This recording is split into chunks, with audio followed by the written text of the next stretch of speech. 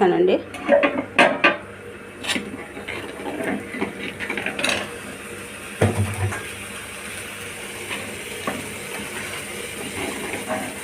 టమాటా రసం అయిపోయిందండి.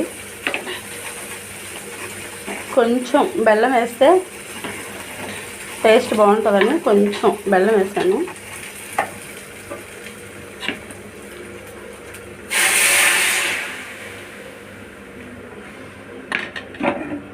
ఒక పక్క రసం కాగుతూ ఉంటుంది, ఒక పక్క మనం పోపు పెట్టుకోవచ్చండి.